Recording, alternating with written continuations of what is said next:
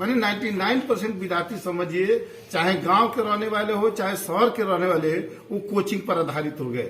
बाकी इस कोचिंग का गुण है, इस कोचिंग के जैसे हमको मालूम है डायरेक्टर साहब से और संदीप जी से, कि इस कोचिंग में गरीब बच्चा को जो असहाय है, जो सक्षम नहीं है पढ़ने में, वैसे व्यक्ति को इन्होंने पढ़ाने का संकल्प लिया। क्या होता है कि हमेशा छुट्टी सरकार जो है सरकारी टीचर्स को बहुत सारे कामों में उलझाए रखती है, जिसके चलते वहां पे बहुत सारे प्रॉब्लम और परेशानियां खड़ी हो जाती हैं, जिसके चलते सिलेबस कंप्लीट नहीं हो पाता और बच्चे बाद में फिर कोचिंग संस्थान में जुड़कर अपने सिलेबस को कंप्लीट करते हैं और अपनी पढ़ाई कंप्लीट करते हैं। धन्यवाद सर।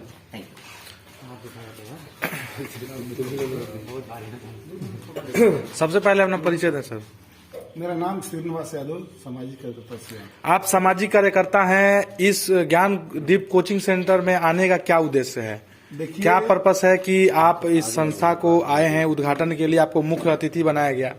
क्या ऐसा लगा इस ज्ञान दीप कोचिंग सेंटर में जो आप उपस्थित हुए हैं, कुछ बताएं। देखिए, हम भी इसी लाइन से गुजरे हुए हैं जी। हम भी ढाला पर आके पठन पाठन किए हैं और 1990 के दशक में डीएवी कॉलेज से पास किए हैं। और जब हम लोग थे उस समय पढ़ रहे थे तो उस समय कोचिंग का इतना प्रचार नहीं था, हल्का फुल्का ट्यूशन चलता था और उसी में जाके लड़का पढ़ने का काम करते थे। बाकी उस समय के दशक में बहुत सरकारी विद्यालय में एक क्लास चलता था, बहुत माने रियर केस में चुनाव होता था या कोई छुट्टी था उसमें बंदी होता था। बाकी उसके अलावा विशेष काम में शिक्षक को नहीं लगाने का काम किया जाता। बाकी आज के समय में, आज के प्रवेश में सरकार की एक पॉलिसी हो गई कि सारे काम में जो अन्य पदाधिकारी से नहीं हो रहा है उसमें शिक्षा विभाग को लगा दिया जाए, जिससे काफी क्लास डिस्टर्ब हो रहा है, समय से लड़का पढ़ नहीं पढ़ रहा है। इसके लिए सभी विद्यार्थी लगभग माने 99% विद्यार्थी समझिए, चाहे गांव के रहने वाले हो चाहे शहर के रहने वाले, वो कोचिंग पर आधारित हो गए।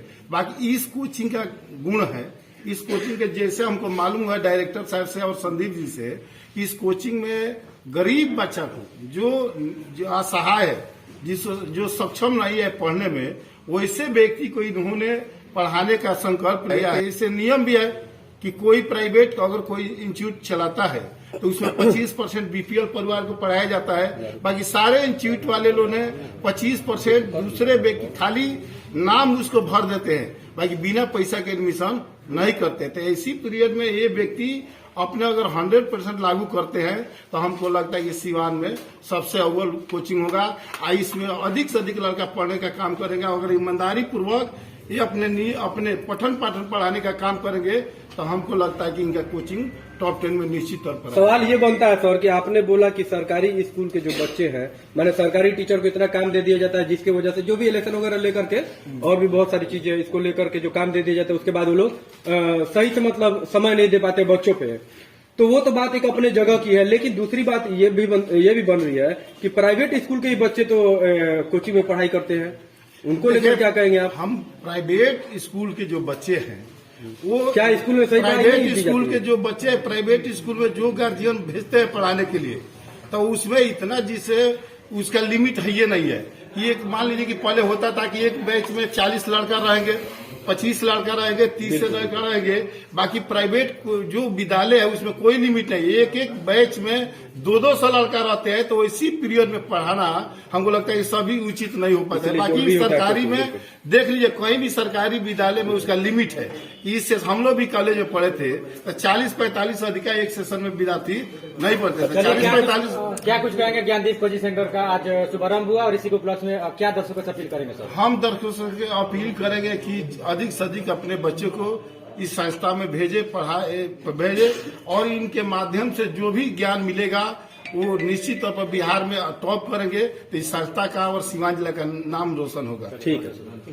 डायरेक्टर साहब को भी बोला जी सर, अपना परिचय दें कोचिंग के साथ, एड्रेस के साथ। मैं Sandeep Kumar, director Gyandeep coaching centre. आए हुए सभी लोगों का हार्दिक स्वागत और अभिनंदन करता हूँ।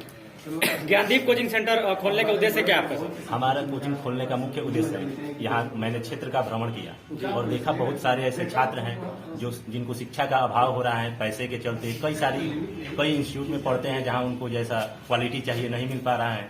उसी के चलते हमने सोचा कि इस क्षेत्र में एक ऐसा ब्रांच डालें जहाँ छात्रों को बहुत बेहतर शिक्षा मिल सके।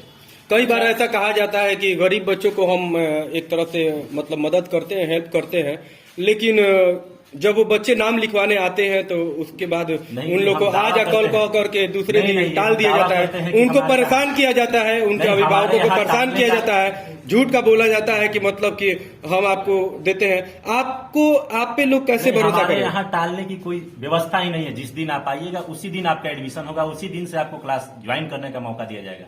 वो आज नहीं, जब तक ये संस्था यहाँ हरदम चलता रहेगा और हरदम ये सुविधा बच्चों के लिए उपलब्ध रहेगी।